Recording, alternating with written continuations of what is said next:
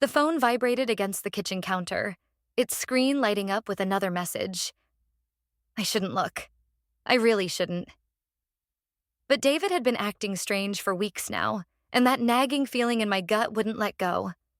3 steps. That's all it took to reach his phone. 3 steps to shatter everything I thought I knew about my marriage. My name is Rebecca, and until today, I thought I had made all the right choices in life. The message preview showed just enough. Missing you already. Can't wait until... The rest hidden behind the lock screen. My hands trembled as I picked up the phone, knowing this moment would change everything. What are you doing? David's voice cut through the silence. He stood in the doorway, his usually perfectly combed hair disheveled, tie loosened. The look in his eyes wasn't confusion or even anger. It was pure panic. I held up the phone, my voice steadier than I expected. It kept buzzing. Give it to me. He crossed the kitchen in 2 long strides, snatching the phone from my hands. You know I hate when people touch my things. People? I'm your wife, David. He didn't respond, just turned away and started tapping furiously at his screen. The muscles in his jaw twitched. A tell I'd learned meant he was trying to control his temper. Who's messaging you? I asked, forcing myself to sound casual. Work stuff. Nothing important. He wouldn't meet my eyes. At 9:30 at night? Jesus, Rebecca, what's with the 3rd degree? He slammed his hand on the counter. I'm dealing with a crisis at work. You wouldn't understand. It's not like you've had a real job in years. The barb stung, precisely as he intended. I had given up my career in tech for him, for us, for the family we were supposed to build together. 5 years of sacrifice reduced to a weapon he could use against me. I need some air, he muttered, grabbing his keys. Don't wait up. David, wait. The door slammed behind him. Through the kitchen window, I watched his car back out of the driveway, tires squealing against the asphalt. My phone buzzed. A text from my mother. Everything okay, sweetie? Dad and I haven't heard from you in weeks.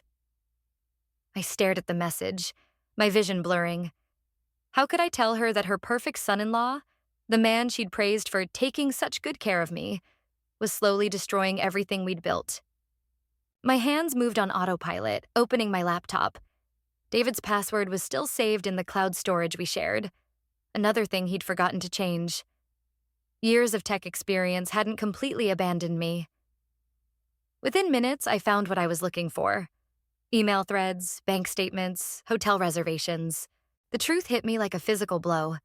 Not just an affair. That would have been too simple. David had been systematically moving our assets, preparing for a clean break. The bastard had been planning this for months. I closed the laptop, my mind surprisingly clear. The numbness I expected didn't come. Instead, a different emotion took root. Something dark and unfamiliar, yet oddly comforting. I thought about Martin, my old boss, who'd begged me not to quit. About the position he'd kept open, hoping I'd come to my senses. My phone was in my hand before I realized what I was doing. Martin's number hadn't changed.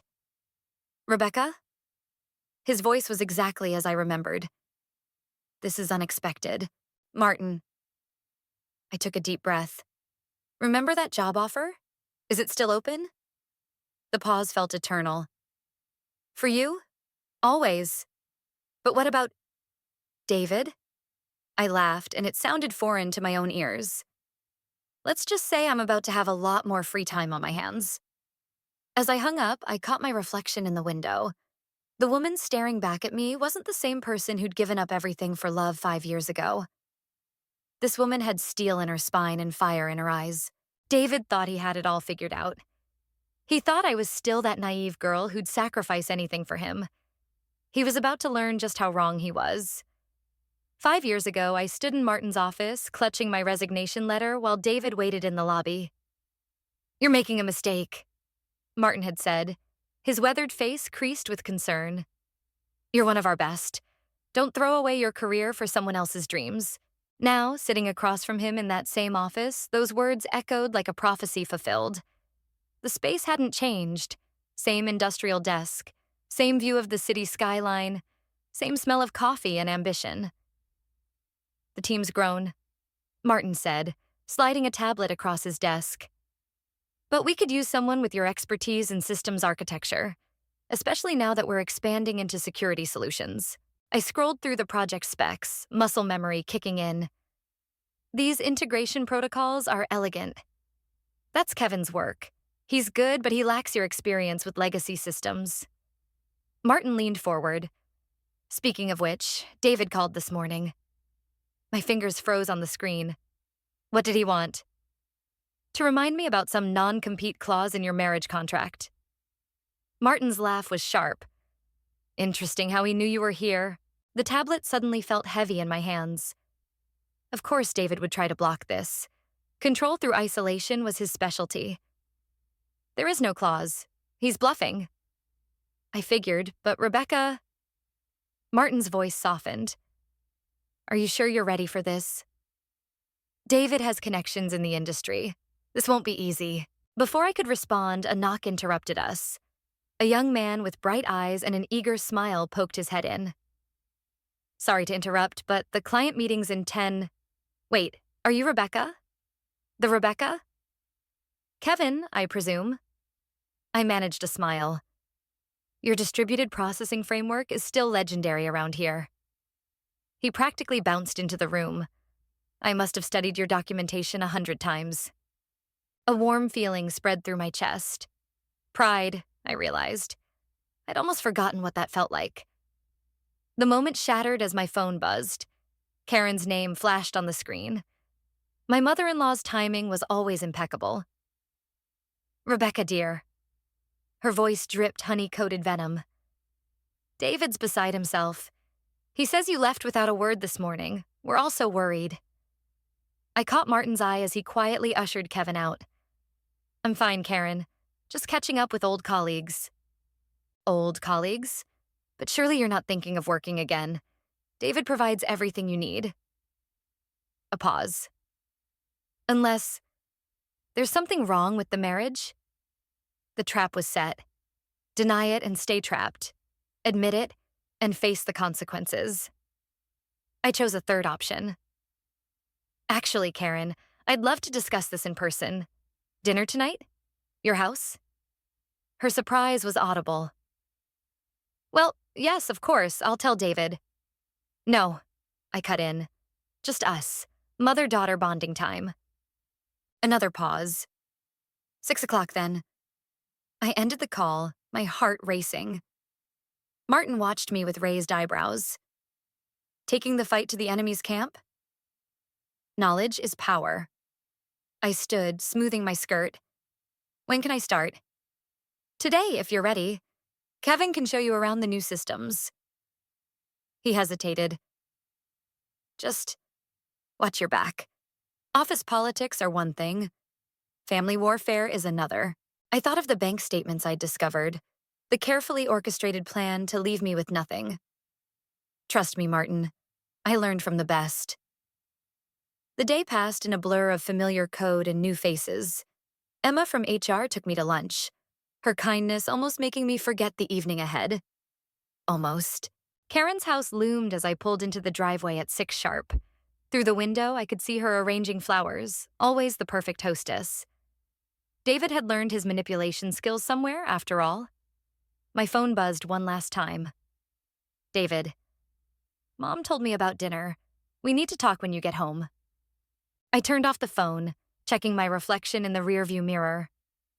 The woman staring back wasn't the same one who'd let Karen criticize her cooking, her clothes, her career choices for 5 years. This woman had a plan.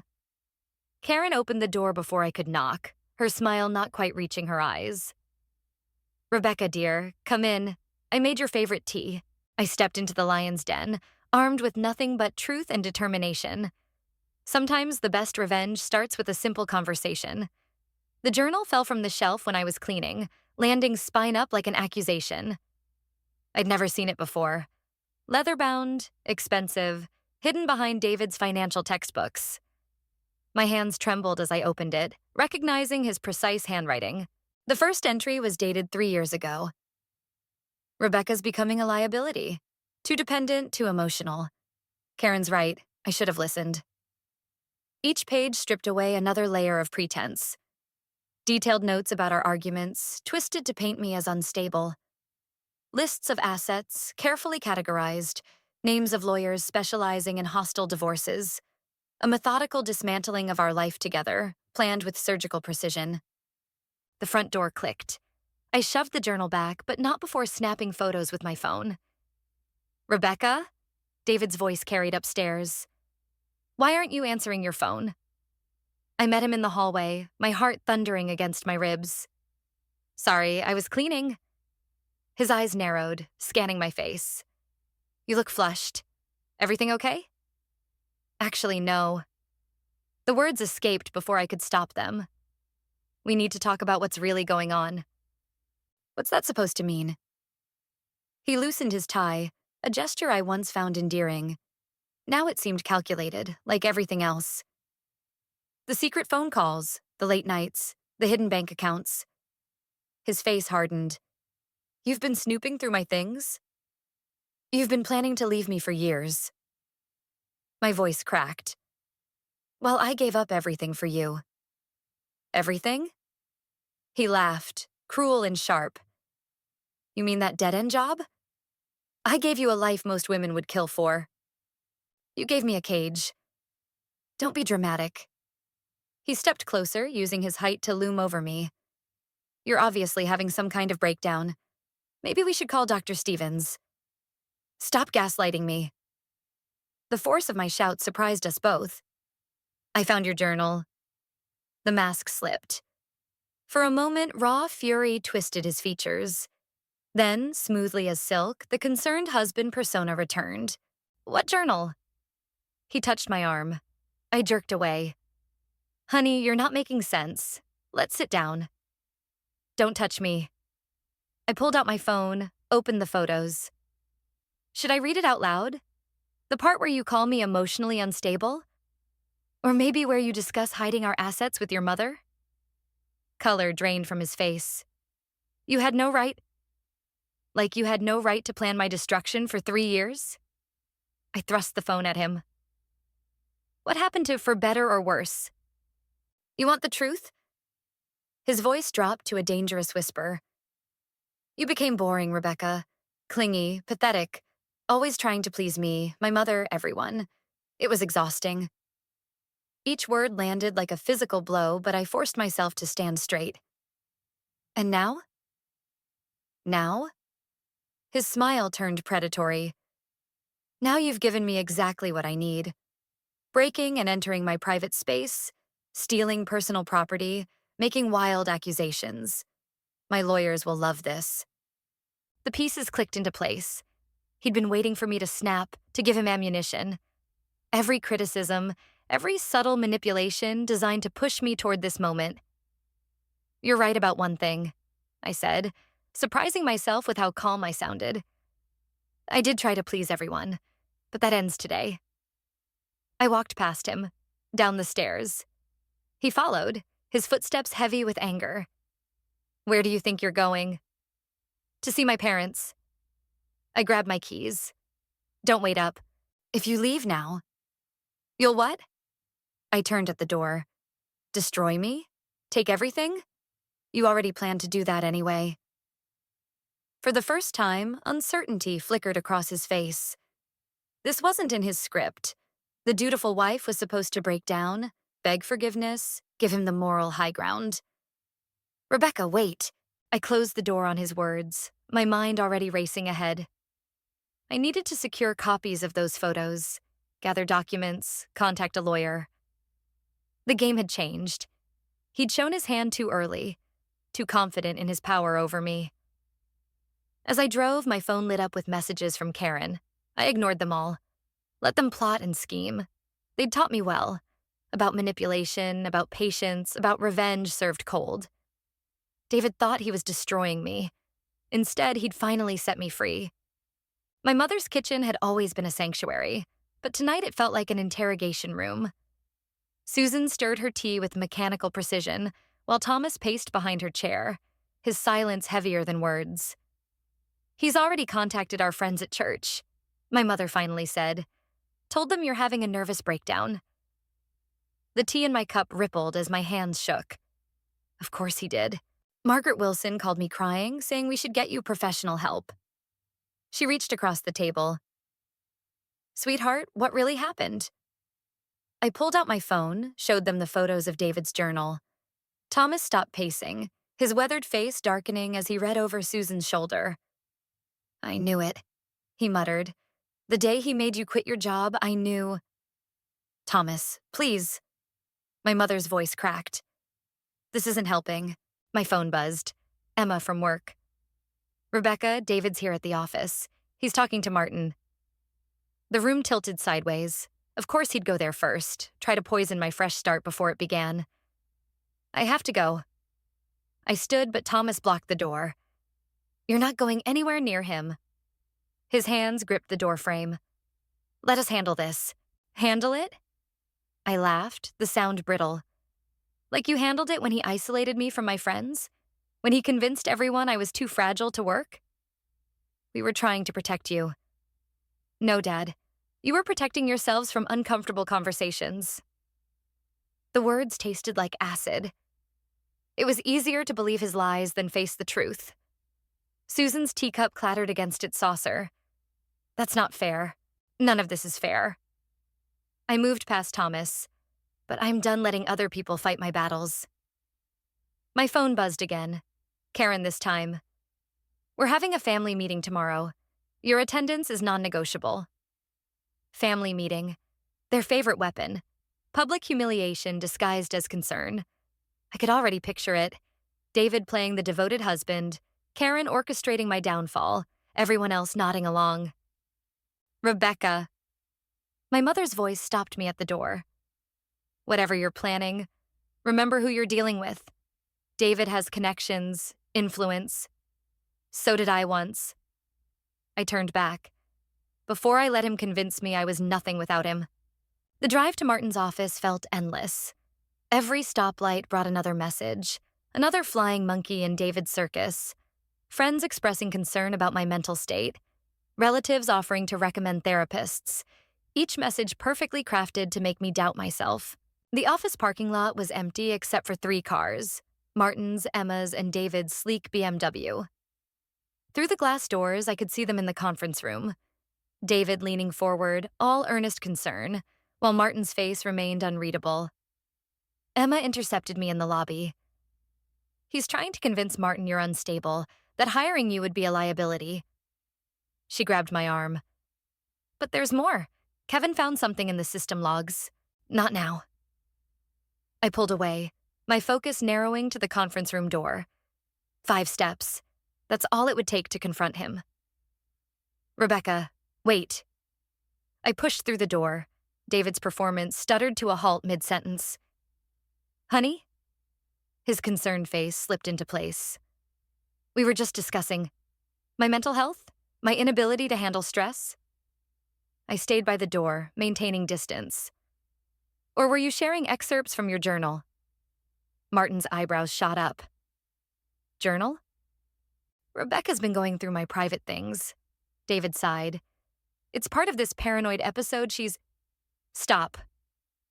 Martin's voice cut like steel. David, I think we're done here. You can't seriously be considering hiring her. The liability alone. The only liability I see is the man trying to sabotage my company's hiring decisions. Martin stood. I suggest you leave before I call security. David's mask cracked. For a moment, raw hatred flashed in his eyes. Then he smoothed his tie, gathered his briefcase. This isn't over. He murmured as he passed me. No, I agreed. It's just beginning. After he left, Martin turned to me. Emma, get Kevin in here. Rebecca needs to see what he found. What is it? Evidence, Emma said quietly. That David's been embezzling from his firm, and he's been using your old passwords to cover his tracks.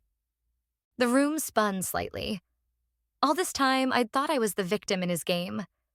But maybe, just maybe, I'd finally found my winning move. The rain made everything slick and treacherous as I navigated the winding road home. David's latest text glowed on my phone screen, mounted on the dashboard. Karen's waiting at the house. Time to end this childish behavior. Childish. His favorite word lately. Like discovering his embezzlement scheme was some teenage rebellion. The wipers squealed against the windshield as a truck roared past. Too close. Too fast. "You need to slow down," I muttered. But David's BMW kept riding my bumper, high beams flooding my mirrors. He'd followed me from Martin's office, turning a 20-minute drive into psychological warfare. My phone rang, Karen's face appearing on the screen.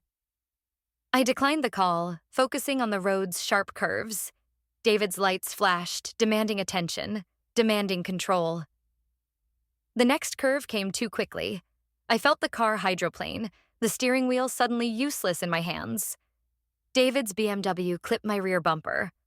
Accident or intention, I'll never know.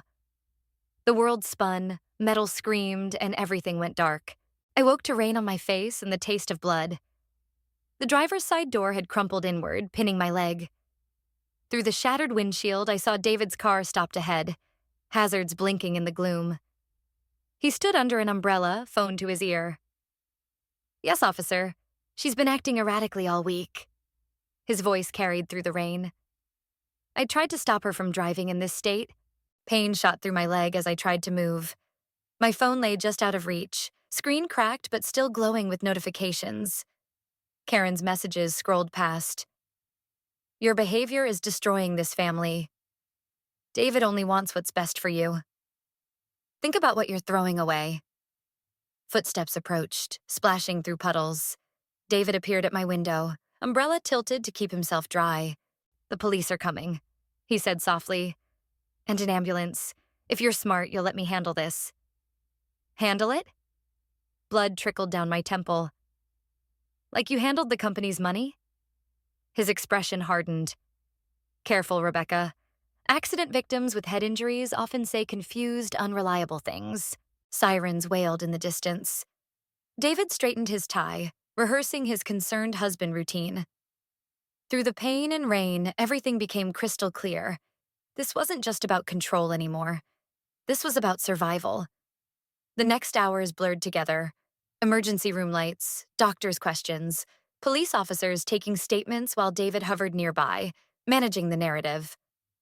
My leg wasn't broken, but badly sprained. The doctor recommended overnight observation. "I'll stay with her," David announced to the nurse, all devotion and concern. "No." The word came out stronger than I expected. "I want my parents." "Honey, you're not thinking clearly. Get out." I met his eyes, letting him see what I'd become. "Get out before I tell them everything." Something flickered across his face. Fear, maybe. He recovered quickly, squeezing my hand too hard before leaving. "We'll talk tomorrow, when you're more yourself." Emma arrived first, then my parents.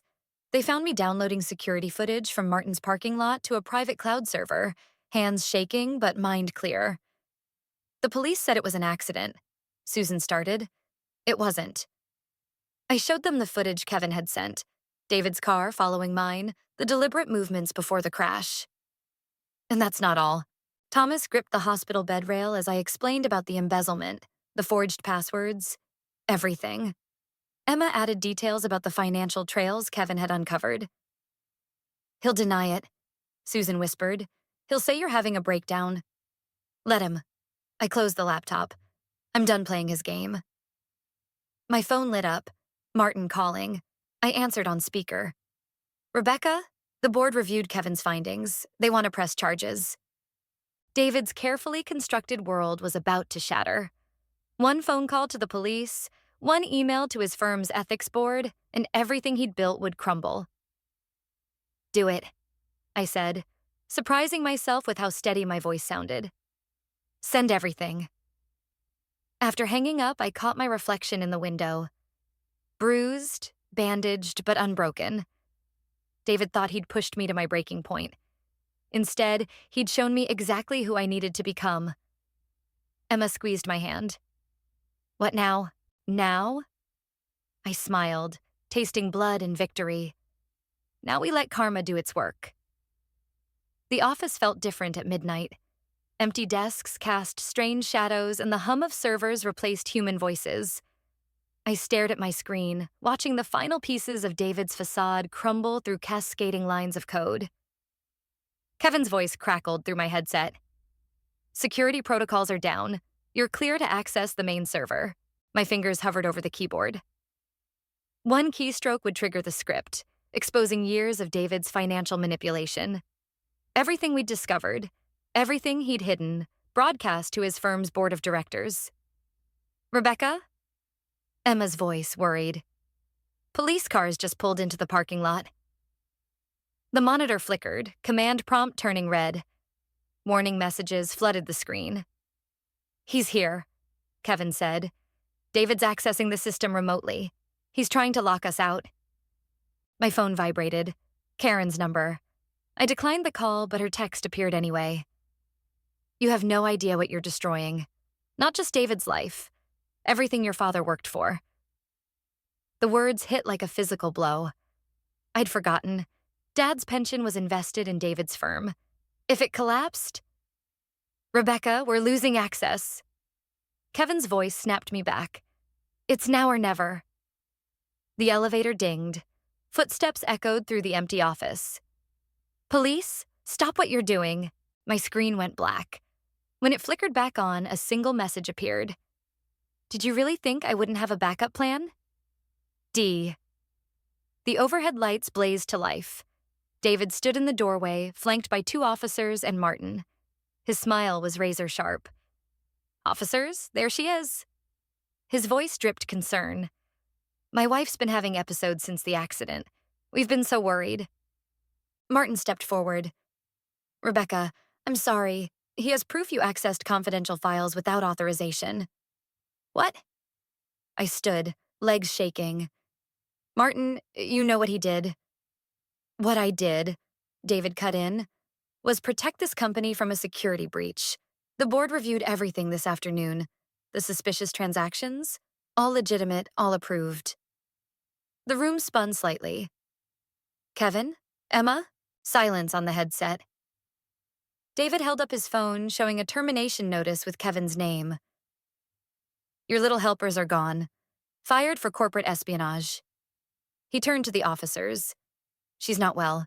The doctors at the hospital can confirm." "Don't." My voice cracked. "Don't you dare. It's okay, honey." He moved closer, each step precise. "We'll get you help. Real help this time." The officers approached, handcuffs ready. I backed away, bumping into my desk. "Martin, please. The evidence has been corrupted," David finished. "Tampered with by unauthorized users. You, Kevin, Emma, all accessing systems above your clearance level." My phone buzzed again. A message from my father. "The pension board called. What have you done?" The handcuffs felt cold, final. As the officers led me out, David's mask slipped for just a moment. In his eyes, I saw not victory, but fear. He was still afraid of me. Through the glass walls, I caught Emma's reflection in the lobby, tears streaming down her face as security escorted her out. Kevin was already gone. "Wait," Martin called. The officers paused. He approached, his expression unreadable. "Rebecca, if you agree to psychiatric evaluation and treatment, the company won't press charges." David's hand settled on my shoulder, squeezing too tight. "It's for the best, honey. Everyone agrees. The choice crystallized. Fight and lose everything, or submit and survive to fight another day. 5 years ago, I'd chosen submission. Not this time." I met David's eyes in the reflection. "You forgot something important." "Oh?" His grip tightened. "I'm not the same woman who gave up her career for you." I turned to Martin. "Check your personal email. The one not connected to company servers." David's phone chimed. Then Martin's. Then every device in the building. The backup server in Martin's private cloud, the one David didn't know about, had finished its upload. "What did you do?" David's voice shook. "Exactly what you taught me." I smiled as the officers' phones buzzed with new instructions from their captain. I had a backup plan. The handcuffs loosened. David's face went pale as one of the officers turned to him. Sir, we need you to come with us. Sometimes, I realized, you have to let everything burn to find out what survives the fire. The charity gala buzzed with artificial laughter and clinking glasses. David stood at the center, charm turned to maximum, while Karen worked the room like a conductor leading an orchestra of whispers. Neither had noticed me yet, watching from the shadows of the mezzanine. Everything's in place, Emma whispered through my earpiece. Kevin's got the projector ready. My phone vibrated. Martin's confirmation that the board members were present. The final pieces settling into position. Rebecca. Karen's voice cut through the crowd. She'd spotted me, her perfect smile faltering. We didn't expect you. Clearly. I descended the stairs, aware of every eye tracking my movement. I wouldn't miss my husband's big night. David turned, champagne glass freezing halfway to his lips. For a moment, raw panic flashed across his face before the mask slipped back into place. Honey. He moved toward me, arms open for an embrace that would never come. You should be resting after your episode. Oh, I'm feeling much better. I stepped past him, addressing the crowd. In fact, I brought a presentation of my own. Karen's hand clamped around my arm. This isn't the time. It's exactly the time. I pulled free. Kevin? The lights dimmed. The projector hummed to life, displaying financial records across the wall. David's careful fraud exposed in high definition. What is this? One of the board members stepped forward, squinting at the numbers. The truth. I turned to David. No more masks, no more perfect facades. He laughed, but it sounded hollow.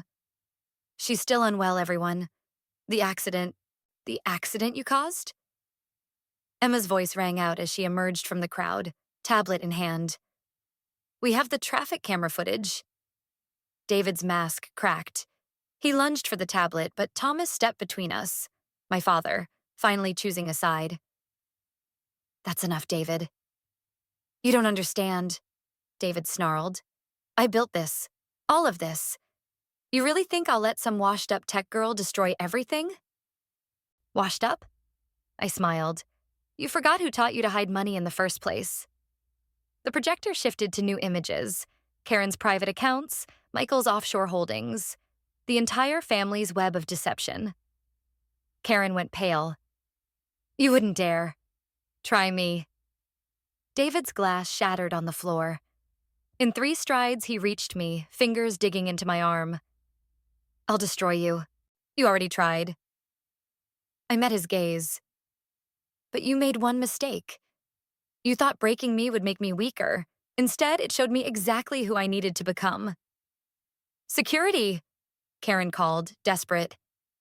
They're busy. Kevin's voice came through the speakers, helping the FBI agents in the lobby.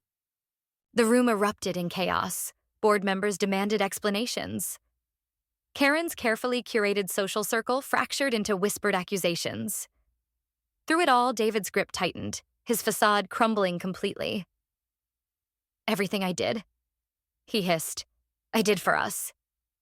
No, I twisted free. Everything you did for yourself. The money, the manipulation, the lies, it was all about control. You think you've won? His laugh turned ugly. You've destroyed your father's pension, your mother's reputation. Actually, Martin stepped forward. The board's emergency fund will cover the pension losses. We take care of our own. David's world collapsed in real time, his power evaporating like morning dew. Karen stood frozen, watching her social empire crumble. Michael was already gone, true to form, abandoning ship at the first sign of trouble. David. My voice softened. For what it's worth, I did love you once. Rebecca, please. The mask fell completely, revealing something almost human underneath. We can fix this. No, I said. We can't. But maybe now you'll understand what it feels like to lose everything you built. The FBI agents entered, badges gleaming under the chandelier lights. As they led David away, Karen caught my arm one last time. "You'll regret this," she whispered. "Family should protect its own." "You're right." I watched David's shoulders slump in defeat. "That's exactly what I'm doing. Protecting myself." The gala emptied slowly, leaving behind half-full glasses and shattered illusions. Emma and Kevin appeared at my side, silent support as the adrenaline faded. "Was it worth it?" Emma asked softly. I thought about the years of manipulation, the careful demolition of my self-worth, the accident that was meant to break me. "Ask me tomorrow," I said, watching David's perfect world burn. "Right now, I just want to go home." The letter arrived on crisp legal paper, David's precise handwriting unchanged by prison stationery. I let it sit unopened on my desk while lines of code scrolled across my monitor, each keystroke rebuilding what he'd tried to destroy. "The board approved your security protocol," Martin said, leaning against my office door frame. "They're implementing it across all divisions." I nodded, fingers still moving across the keyboard. The letter's edge caught the afternoon sun, demanding attention. "He's requesting an appeal," Martin added quietly. "Karen's hired new lawyers." "Let them try." I saved the final changes, closing the program. "The evidence speaks for itself." Emma appeared with coffee, her eyes catching the unopened letter. "Third one this week?" "Fourth." I touched the envelope's corner. "He's nothing if not persistent." My phone buzzed. A message from Susan about dinner. My parents had slowly learned to stop walking on eggshells around me, to stop treating me like I might shatter at any mention of David's name. "Rebecca?" Kevin knocked, tablet in hand. "You should see this." The screen showed an old news article. A teenage David standing beside his father's empty office. The headline read, "Local business collapse leaves family ruined." Suddenly, everything clicked. His obsession with control, the hidden accounts, the constant fear of losing it all. "He became what destroyed him," I murmured. "What will you do with the letters?" Emma asked. I picked up the envelope, feeling its weight. 5 years of marriage, reduced to prison paper and carefully chosen words. Part of me wanted to burn it, to complete the destruction I'd started. Another part needed to know. The letter was short. "Rebecca, you were right. I became the thing I feared most, but you became something else entirely, something stronger than I ever allowed myself to see. David." No manipulation, no pleading, no hidden agenda. Just truth, finally. "The system upgrade is ready," Kevin said, breaking the silence. "Want to do the honors?" I moved to my keyboard, but Emma touched my arm. "Wait, are you sure you want to erase everything?" The question hung heavy. David's old files, the evidence of his crimes, the digital breadcrumbs of our shared life, all waiting to be overwritten by my new security protocols. "Some things," I said, "deserve to be remembered, even the painful parts." I modified the command, creating an encrypted archive instead of deletion. Not to preserve his power, but to remember my own strength. Thomas called as I was leaving the office. "Karen came by today. Wanted to talk about David's appeal." "What did you tell her?" "That she taught her son too well. How to manipulate, how to control. But she never taught him how to love." I thought about David's letter, about the scared teenager who watched his father's world collapse. Maybe nobody taught either of them. The drive home felt different now. No more looking over my shoulder, no more bracing for the next attack. The house I'd once shared with David had sold, funding a smaller place that was entirely mine. Emma and Kevin were waiting on my porch, pizza and wine in hand. A small celebration for the security protocol's approval. As we sat together, I realized something had shifted. Not just in my circumstances, but in me. "To karma."